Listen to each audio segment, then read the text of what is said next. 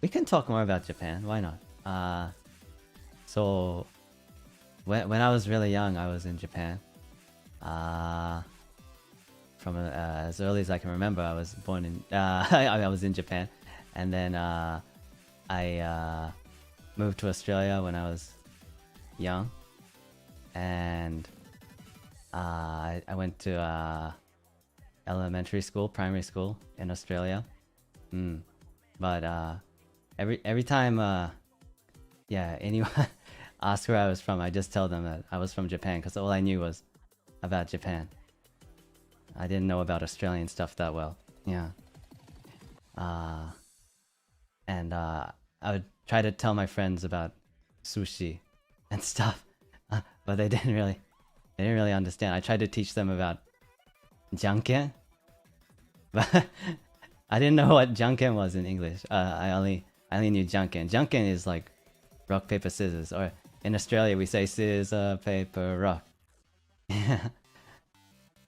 Yeah, and stuff like that. Yeah, so I didn't.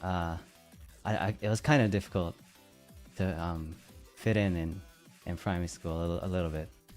But then again, I don't even remember what it was like in Japan. I guess I went to I guess it's called a daycare.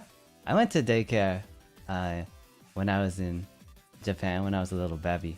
Yeah, I don't remember it that well. One thing I remember is there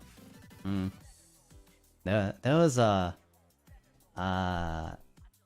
Japanese girl there, and I guess we were in the same like class, or I don't know what you call it.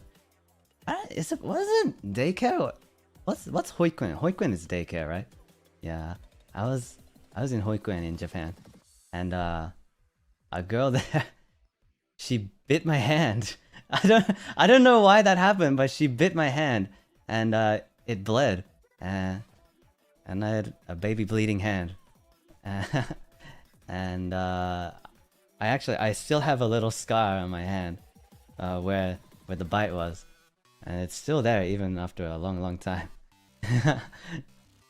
Yeah, that's one thing I remember because I have a physical reminder of it on me. Yeah, it's crazy. I didn't think that such a small girl could leave such a deep bite that would leave a mark there for such a long time.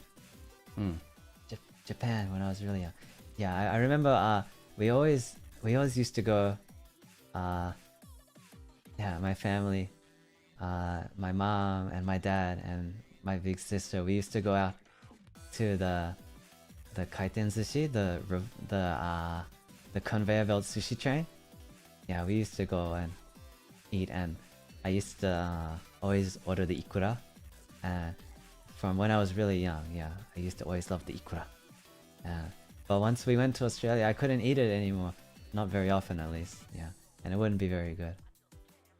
Yeah, like I said last time, I keep coming back to sushi because I love it a lot. But yeah, like I said, you can't really get good sushi in Australia. It's really hard to find it. Yeah, and I always miss Japan, and I've been back to Japan a few times since then, and I always gorge out on sushi every time I go. Yeah. This is not really related to Japan in any way, but I think my earliest memory ever was in our house in Japan. My mom was spoon feeding me like squashed, like mashed banana. That's not really related to Japan, but it was in Japan. I think that's my earliest memory I can remember. My mom spoon feeding me mashed banana.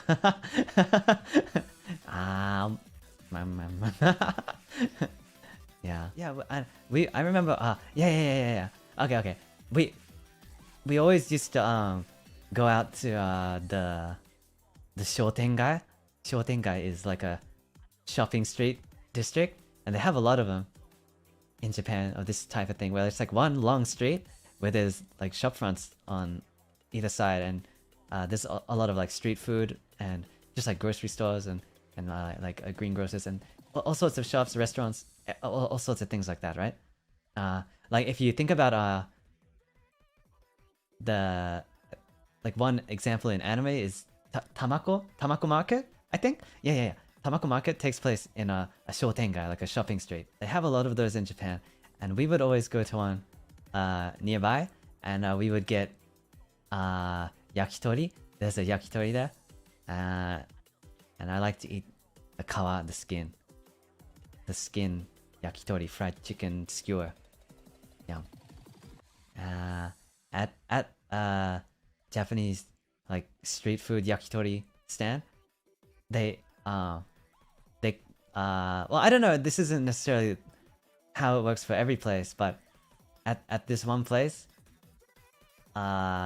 you kind of just help yourself. Like they have all the sticks and skewers lying on the grill, and you kind of just take them without asking. You just eat them, and there's like a big vat of sauce. You can dip it in there before you start eating. You grab a skewer of yakitori, and you dip it completely, submerge it into the big vat of tare, of the sweet sauce that they have, and you eat it, and then you just show how many sticks you ate to the register or the guy running the stand, and then he says, "Oh, you had 3? Okay, it's however much yen." Yeah, because they trust you to come up front and pay and show how many sticks that you ate. Yeah. Or so that if you just want to eat on the go, that's what you do. Or you can also get like a takeaway. Like you can get a little box and take some away. You say, I want 3 of these, I want 3 of those. Yeah. And they'll give you a little bottle of the sauce to take home. Yeah. I love that yakitori stand. I went there again last time I went to Japan, and there's a cat that lives nearby. I think the cat belongs to the family that runs a small sushi store on that street. Cause the cat's always in the winter, the cat is always sitting at the front of the restaurant, of the sushi restaurant. Like in front of the, what do you even call it? Like the fan outside. You know, like the aircon. The aircon. There's like there's like a machine outside that like works the aircon, right? I think that's how it works. Anyway, but it blows out the hot air. Like I guess the cold air goes inside and the hot air goes outside. I think that's how it works, right? Yeah, like the aircon unit. Yeah, and in the winter, the cat is always outside, sitting in front of that aircon unit, blowing out the hot air, and it looks very cozy. Yeah, and I used to go and touch it. Yeah, it was a nice cat. Yeah, but I saw that cat out on the street in front of the yakitori stand, and it was licking the tare, the sauce, off the floor, and it was really really cute. He was licking the sauce off the floor. Yeah, and I used to see that cat all the time and try to pet him every time.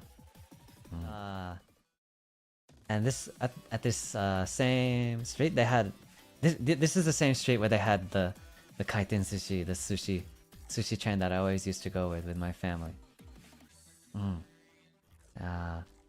Yeah, we used to go in there every week and eat sushi. Sushi. What else do they have there? Yeah, they at the front of, like, there's like an arcade, like a game center on that street, and they used to have a big popcorn machine in the shape of Keroppi, the Sanrio character. Keroppi. I remember that, and it was there for a long time.